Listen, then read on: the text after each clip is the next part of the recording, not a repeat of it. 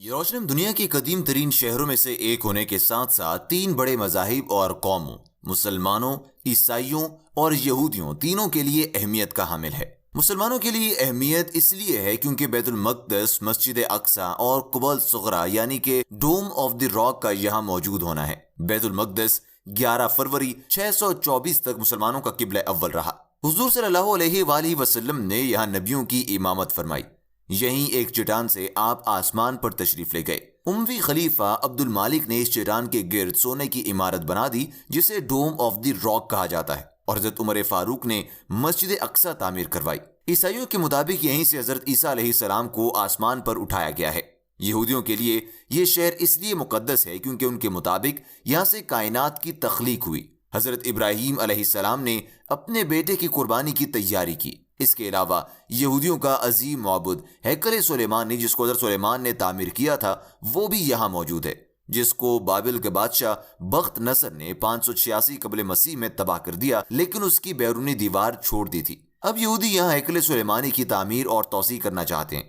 1517 سے لے کر 1917 تک 400 سال یروشلم سلطنت عثمانیہ کا بھی حصہ رہا۔ مسلمان اس پر حکمران رہے اور سلطنت عثمانیہ نے فلسطین پر اپنی حکومت اس انداز سے کی کہ آج تک یہودی ترکوں کو اپنا صف اول کا دشمن سمجھتے ہیں۔ یہودیوں کے مطابق انہیں فلسطین، سعودی عرب یا کسی اور مسلم ریاست سے خطرہ نہیں بلکہ انہیں ترکی سے سب سے زیادہ خطرہ ہے۔ سلطنت عثمانیہ کے سلطان عبد الحمید نے یہودیوں کو جس طرح سے للکارا تھا، اب بھی یہودی ہی سمجھتے ہیں کہ اگر ترکی نے ایک بھی سلطان عبد الحمید پیدا کر دیا تو یہ ہمیں جینے نہیں دے گا۔ اگر آج کے دور کی بات کی جائے تو آج مسلم دنیا میں سب سے زیادہ اور مؤثر آواز فلسطین کے بارے میں ترکی اٹھا رہا ہے۔ ترکی میں اس وقت لوگ لاکھوں کی تعداد میں احتجاج کر رہے ہیں اور ان کا مطالبہ یہ ہے کہ ترکی کو اپنی فوج فلسطین میں بھیجنی چاہیے۔ پہلی جنگ عظیم میں یہودیوں نے برطانیہ کا ساتھ اس شرط پر دیا تھا کہ وہ یہودیوں کو ان کا مقدس شہر واپس دلوا دیں گے۔ پہلی جنگ عظیم میں سلطنت عثمانیہ کو شکست ہوئی، جس کے بعد فلسطین برطانیہ کے پاس چلا گیا۔ برطانیہ نے بلفورڈ ڈیکلریشن کے تحت یہ اعلان کیا کہ وہ فلسطین میں یہودیوں کے لیے مرکز قائم کرنا چاہتے ہیں، اور اس مقصد کے تحت 1922 سے 1935 تک انہوں نے مغربی علاقوں سے فلسطین میں یہودیوں کو چھوڑا، جس سے ان کی آبادی 10% سے بڑھ کر 27% ہو گئی، جو مزید بڑھتی گئی۔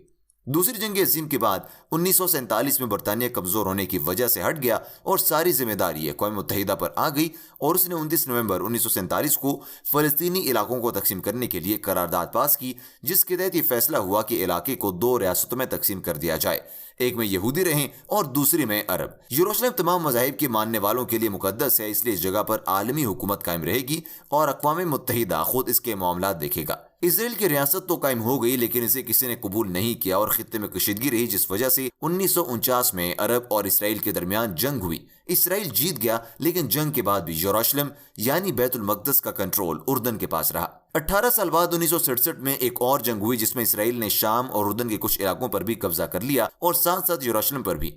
تب یروشلم اسرائیل کی قبضے میں ہے اور وہ اس کوشش میں ہے کہ یروشلم کو اپنا دارالحکومت بنا لے، اور اسے قبضے کو پوری دنیا میں کسی نے تسلیم نہیں کیا۔ اقوام متحدہ تب سے قراردادیں منظور کرتا رہا اور اسرائیل اس کی خلاف ورزی کرتا رہا، اور امریکہ خاموش تماشائی بنا رہا۔ یہودی عرصے دراز سے ذلیل ہوتے رہے، لیکن پھر بھی وہ ایک نظریے کے تحت اکٹھے ہونے لگے جو نظریہ صہیونیت کہلاتا ہے، جس کی بنیاد 1897 میں ایک یہودی تھیوڈر ہرزل نے رکھی تھی۔ یہودی دجال کو اپنا مسیحا مانتے ہیں اور دن میں 3 بار دعا کرتے ہیں، اس سے پکارتے ہیں۔ یہودیوں کا یہ ماننا ہے کہ دجال آئے گا، ایک بڑی جنگ کرے گا، عیسائی اور مسلمانوں کو ختم کر دے گا، اور اس جنگ کو یہودی آرماگیڈن کہتے ہیں۔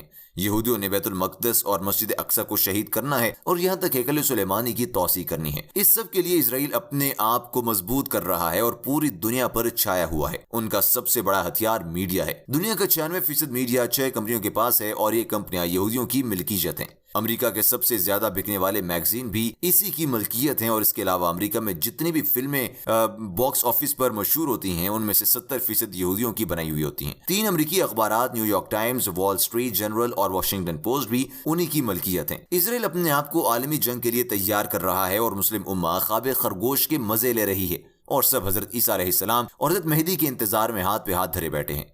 اس کے علاوہ ڈونلڈ ٹرمپ کے یروشلم میں اپنے سفارت خانے منتقل کرنے کے فیصلے سے بھی یہودیوں کا گریٹر اسرائیل کا خواب پورا ہوتا نظر آ رہا ہے۔ پاکستان، ترکی اور ایران کو اب میدان میں آ جانا چاہیے تاکہ ہمارا نام بھی تاریخ کے اوراق میں شمار ہو جنہوں نے اسلام کے لیے بے دریغ قربانیاں دیں، اور جب مسلمانوں پر مشکل وقت آیا تو ہم نے ان کا ساتھ بھی دیا۔ اگر آپ مجھ سے متفق ہیں اور چاہتے ہیں کہ پاکستان کو اپنی آواز اٹھانی چاہیے تو نیچے کمنٹ ضرور کیجیے تاکہ آپ کا کمنٹ پڑھ کر شاید کسی کے پاس عقل اور اس کے پاس ہدایت آ جائے۔ انشاءاللہ آپ سے ملاقات ہوگی ایک اور ویڈیو میں، تب تک کے لیے اللہ نگہبان۔